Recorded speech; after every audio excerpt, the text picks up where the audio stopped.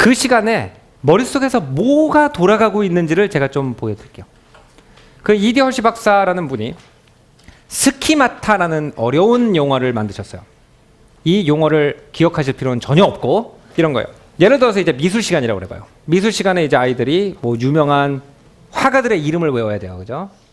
초등학교 때는 특히 뭐 마네, 고야, 고호 이런 사람들의 이름을 외워야 되는데, 그러면서 이제 기본적으로 이제 아무리 그래도 이제 학교를 나왔으면 배운 사람이니까 전 세계 사람들이 다 알고 있는 그림 몇 장 정도는 이제 알고 있자는 의미에서 미술을 가르치죠, 초등학교에서. 근데 이제 문제가 뭐냐면 이 미술 작품들을 막 보잖아요, 미술책에서. 그러면 그것이 머릿속에 어떻게 잘못하면 들어오냐면 이렇게 들어와요. 이렇게 마치 가래로 정보를 떠가지고 어디다가 확 부어버린 것처럼 들어와요. 그럼 이제 우리가 그 빗자루질을 한 다음에 그 쓰레바지를 갖다가 계속 붓다 보면은 이게 이 쓰레기가 이렇게 붕 떠가지고 뭐가 잘 안 들어가죠. 아이들한테 공부해 그러고 쉬는 시간을 안 줬을 때 아이들 머릿속에서 일어나는 현상이 그거랑 똑같다고 생각하시면 돼요. 머릿속에 차곡차곡 정리할 시간이 없이 뭘 막 들여부으면은 아이들 능력이 이만큼 있는데도 불구하고 안에 지식이 다 붕 떠 있어가지고 더 이상 들어갈 자리가 없어요. 머리가 아픈 거예요. 근데 그 상태에서 엄마가 더 공부해 그러면은 아이가 뭘 해요? 자기도 살아야 되니까 싫어! 그때 이게 나오는 거예요. 왜? 괴롭기 때문에. 이미 가득 차 있는데 또 뭘 부라니까 괴롭거든, 힘들거든, 신경질 나거든요. 그러니까 그것을 안 돼, 그만할래 라는 식으로 표현을 한다는 거죠. 그런데 만약에 우리가 조금 뭐를 집어넣고 아래서부터 단단하게 정돈을 하면서 집어넣으면은 같은 통 안에 막 부은 통이랑 정돈을 잘해서 넣은 통을 비교하면 이 통에 훨씬 많은 게 당연히 들어갈 거예요, 그죠? 그것이 우리가 숙성 기간에 머리가 하는 거예요. 그래서 이렇게 만약에 우리가 지식을 들여다보면 다 엉겨 있죠, 머릿속에. 머릿속에 엉겨 있으면 두 가지 단점이 있어요. 한 가지는 아까 말씀드린 것처럼 스트레스를 받고 공부하기가 싫어진다는 거, 제일 중요한 거고.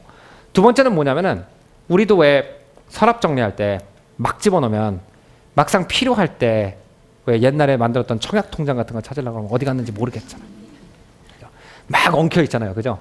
그런 것처럼 아이들도 공부를 쉬는 시간 없이 하면 머릿속에 다 엉겨버려요. 그런데 쉬는 시간을 가지고 하면 차곡차곡 지식이 정리되기 때문에 나중에 어떤 게 일어나냐면 시험에서 뭘 물어봐서 다시 꺼낼 수가 있어요.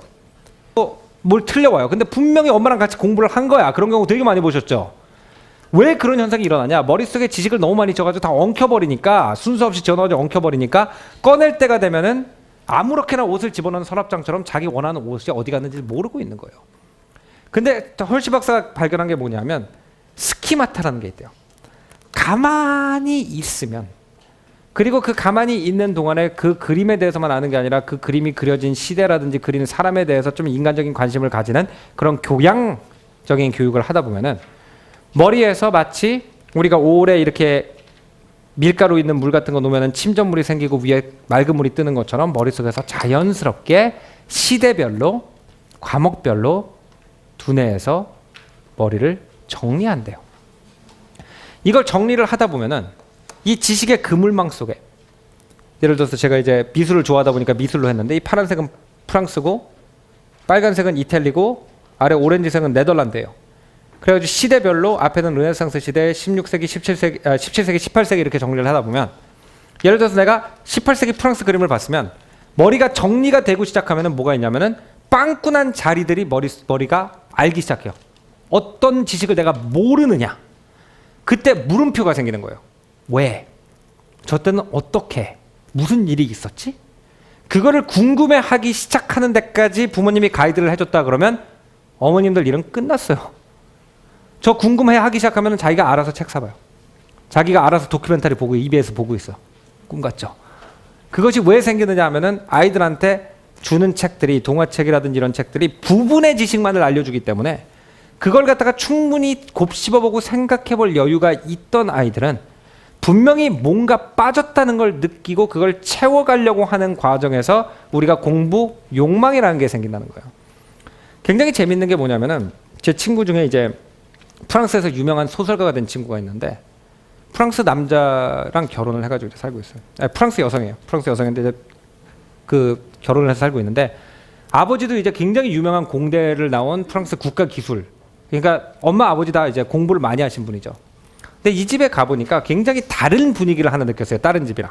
어떤 분위기를 느꼈냐면 7살, 8살짜리 애들이 있는데 엄마 아빠가 테이블에 앉아가지고 그 식사 테이블에 앉아가지고 어려운 정치, 경제, 사회 얘기를 하고 계시는 거예요. 근데 대부분 이제 우리나라는 그렇지 않잖아요. 아이가 있으면은 아이 위주로 말이 돌아가잖아요. 그것도 이제 좋은 교육이겠죠. 물론 이제 아이를 사랑하는 마음에서 최대한 애한테 맞춰주고 싶고 그런 건데 물론 왜 제 친구라고 그런 마음이 없겠어요. 근데 참고 어른스럽게 대화를 해요. 아이 옆에서. 왜 그러냐면 이 물음표를 만들어줘야 된다는 거예요. 집에서 하고 있는 얘기가 뭔 말인지를 모르겠기 때문에 아이가 어느 날 아침에 일어나니까 신문을 뒤적이고 있더래요. 아빠 엄마가 안 끼워주니까.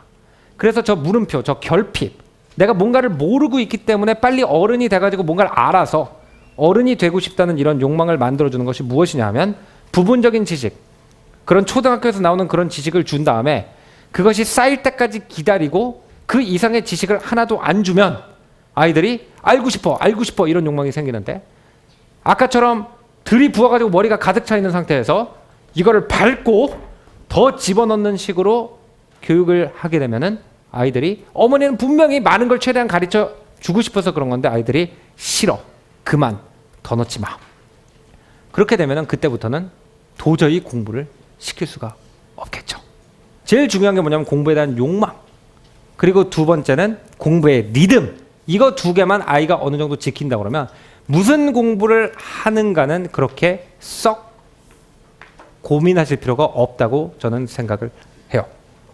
5살짜리보다 6살짜리가 더 어려운 책을 더 빨리 정확하게 읽고 기억할 수 있는 이유는 8살짜리가 경험이 더 많고 아는 게 더 많아서 그런 거지. 그러니까 교양 수준과 인생 경험치가 8살 때 더 많아서 그런 거지. 눈 움직임의 속도가 더 빨라서가 아니다. 공부는 기술이 아니라는 거예요. 그냥 경험과 함께 지식이 쌓여서 응결돼서 성숙해 나가는 과정이지 그것을 이렇게 좋은 방향으로 하도록 도와주면은 그냥 되는 거지. 그러면서 이제 우리나라 교육 현실이 있으니까 너가 배운 것이 과연 시험에 그대로 적용이 되는지 가끔씩 문제집을 풀면서 확인만 해주면 되는 거지. 문제집이 주가 되고 문제 푸는 게 주가 되면은 아이들이 결국은 공부를 싫어하게 돼요. 그럼 공부를 싫어하게 된 아이들한테는 정말 어떤 답도 안 나와요.